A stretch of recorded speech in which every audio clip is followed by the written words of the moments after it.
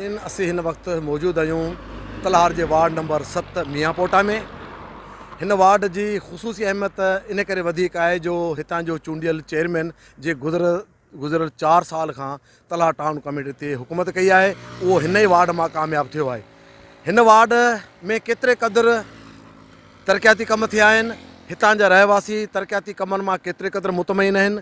गुज़िरियल साल जी बरसातूं ऐं हालिया बरसातुनि में हितां जे रहवासियुनि जा कहिड़ा हाल अहवाल आहिनि, अचो त साणनि ॻाल्हि ॿोल करियूं। पानी कढाई असांखे महीनो थियो असीं पानी में वेठा आहियूं ऐं असीं केतिरा जी वेही मानी वानी किथे ठाहियूं असीं, किथे ॿार नंढड़ा वीचारा केतिरा ॾींहं थिया आहिनि पाणी पराए घरनि में वेठा आहियूं असीं, ऐं असांखे पाणी बाणी कढाए ॾिजो।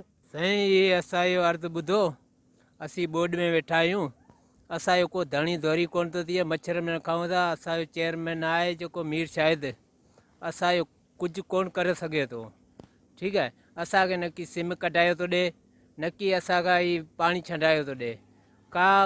असीं बोर्ड में वेठा आहियूं, घर किरी पिया आहिनि, असीं केॾांहुं वञूं, असीं पाण बुख पिया मरूं। घर ॿीजा सभु ॿुधी रस्ता ॿिया सभु ॿार ॿिया सभु तंग थियनि, केॾांहुं वञनि हाणे ॿार।